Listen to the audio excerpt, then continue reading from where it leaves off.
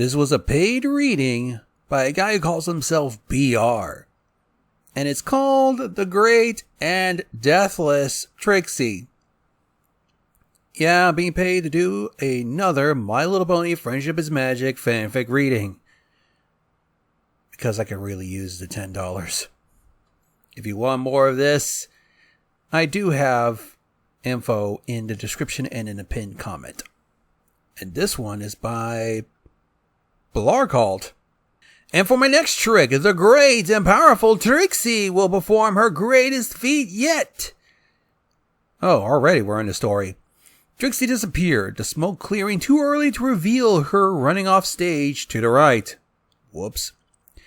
Starlight Glimmer watched from the crowd, sipping from her favorite cup. Trixie had been working on a new routine for a while, but was mum on the actual details. Grunts of strain came from the stage as Trixie reappeared from the right, pushing against a giant crate of fireworks. Much larger than her usual stash, Glimmer couldn't help but worry about a few of the rockets being black with pony skulls and crossbones stamped on the side. Ooh, already this is promising. For this trick, Trixie declared, the great and powerful Trixie will need a volunteer, the strongest pony in the crowd. She scanned her audience and pointed out to a large shadow in the front. You there! Come on stage! Oh, and it's Bulk Biceps, who lifted above the crowd, already hyped. He threw himself onto the wooden platform, making sure to show off his muscles to the audience. Trixie faced the audience as she talked. You seem like a pretty strong pony. Yeah! Strong enough to say, move this big box of fireworks. Yeah! Then go ahead, push it as hard as you can. He screamed with joy, throwing his entire mass at the box. It didn't budge. He beat his wings. He threw what wing power he had into his push, which is not much. The box remained stubborn. He finally ran back, gave a running start, and then threw his entire shoulder at the box. He continued to struggle, finally, pitifully, beating at it with his hooves. Pretty hard, huh? She asked. Would you like some help? He nodded, fat tears in his eyes.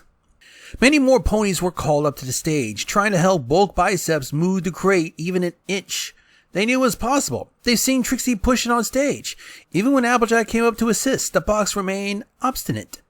You see, Trixie explained as the ponies continued to push the box, this box is invincible to normal ponies. However, the great and powerful Trixie knows its secrets and will defeat it in front of your very eyes.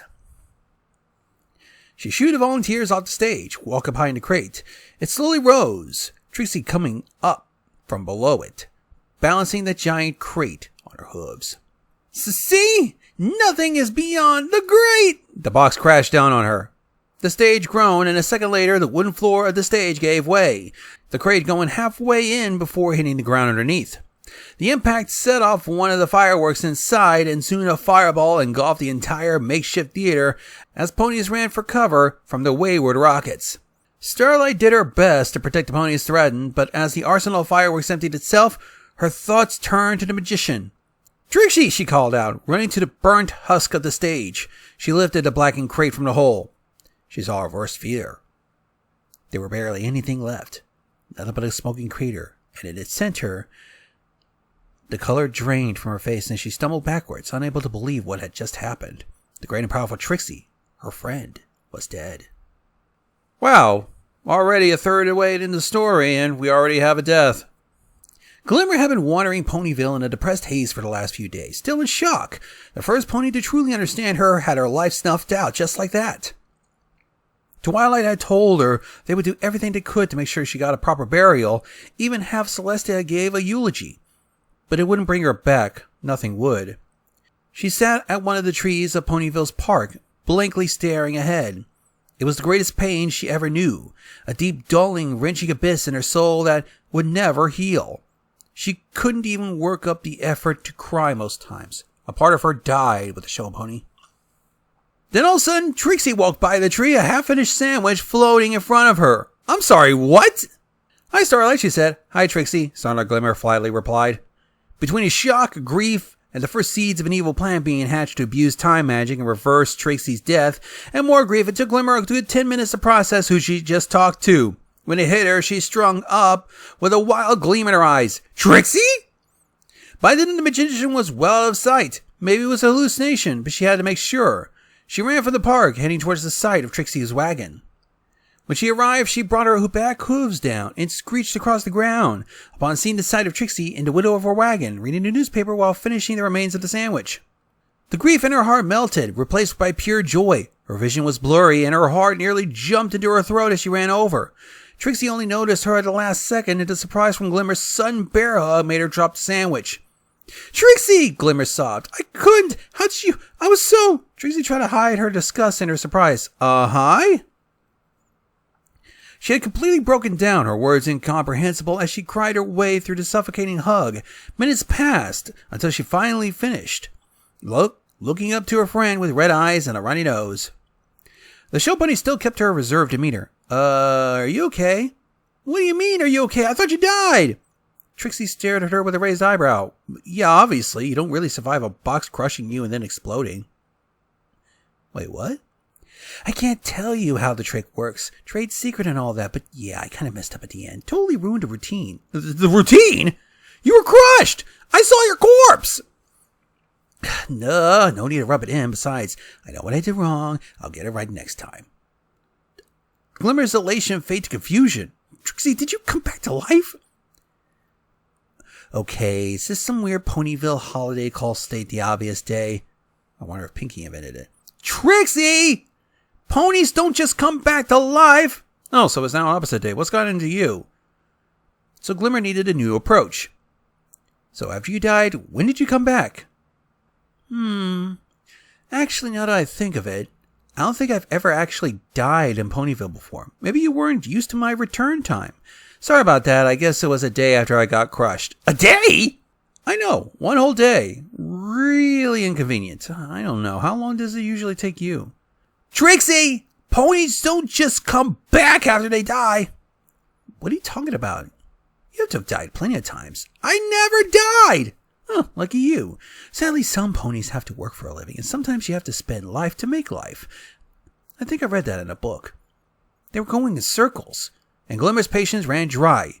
She yanked Trixie from the wagon with her magic. Hey, Trixie protested. What are you doing? We're going to Twilight's, and we're figuring this out. Trixie stood still as Twilight studied the readabouts from the machine she was hooked to. When they first showed up at the castle doors, the Princess of Friendship was almost as overjoyed as Trixie's survival was. But her glee was quickly turned into scientific curiosity. I don't get it. Is this a prank? Twilight looked up from the readout. Trixie, I need you to tell me about the first time you died. Oh, every pony remembers their first time. I was just starting my magic after the first time, and my wagon fell on top of me when I stopped to camp. Anything else? I came back a day later. My wagon was wrecked, which is probably the worst part. Too bad those don't come back, right? The doors to the throne room burst open to starlight glimmer, a stack of old newspaper clippings suspended next to her. I'm back, she announced, and I think you're going to want to read this. She plopped the stack onto the map, pulling one of the clippings and holding it in front of Twilight. She grabbed it. Mayor perishes in failed water stunt. Her eyes drifted to the picture showing Trixie floating in a chain-shut glass tank of water. Leggings wrapped up in rope and tied to a cinder block at the bottom. Her tongue floated outside her mouth with 2 X marks in place of her eyes. She nervously shifted in the seat. Trixie did. Escapology is a lot harder than it looks. I learned that the hard way. Twilight grabbed another clipping. Magician bites it by swallowing swords. The picture depicted Trixie's corpse on its back in the middle of the stage with 10 swords lodged in the mouth. Yeah, I should have stopped at 9. Show Pony's Iron Maiden becomes a coffin. She looked at the picture and instantly regretted it. Not my best work. Twilight put down the clippings. How many times have you died? Trixie looked up, pondering. Why would I keep count of that? Guess a few dozen times since I started touring. A few times I got burned at the stake as a witch. I mean, one town did it twice. Jerks. So, when you tried that trick with the Manticore, what was that? If I didn't do it right, I'd lose a whole day. Motivation to do the stunt correctly. Well, good thing Glimmer was there to help, huh? Twilight smiled through the grit of her teeth. Sure, Trixie. Anything else you want to add? Trixie was completely oblivious to the aura of anger building up around Twilight. Not much. Fred. Who's Fred? Oh, the Manticore. Fred probably ate me about 3 times in practice. Glimmer's turn for questions. Do you not understand the power you have? I don't follow. Other ponies can't do this, Trixie. When creatures die, that's it. They're gone forever. Trixie took her time to process this. Seriously? Yeah, how do you not know this? I just assumed they all come back. It's not like I've ever stayed around long enough in one place to keep track of ponies reviving. So you're saying I'm the only one who comes back to life? As far as we know, are you absolutely sure you don't know why you can cheat death? I'm actually great and powerful. Twilight threw the news clippings into the air and jumped out of her seat. I give up. She walked out of the room, slamming the double doors behind her.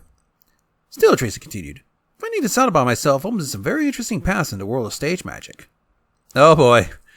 Starlight Glimmer stood in the crowd, one hoof held to her face. Why did she show up? Come one, come all, and be amazed at the literal death-defying act of the great and deathless Trixie. Trixie appeared on stage in a puff of glittering smoke. On both sides of the stage was nearly every weapon known to pony kind, like crossbows and rockets, and spears, bombs, a manticore on a catapult, a live Tesla coil, a cannon, and a wide assortment of other deadly devices pointed directly at her. She stood in the center next to a large lever. With a push to this switch, Trixie shall exit this mortal coil and return to you all in a day's time. One of the ponies in the crowd heckled, I thought you were going to drink lava. That's right, I show. Now behold. Trixie kicked the lever and all the weapons around her fired at once. She was killed instantly. The crowd went wild. And sadly, that was the end. I'm sorry. I think we've encountered a wingless fucking, demigod or something.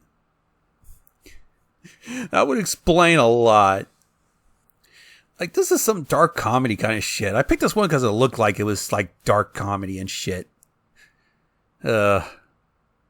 Which means even as fucking Twilight will get older, Trixie is not gonna fucking die. So Trixie and G5 win?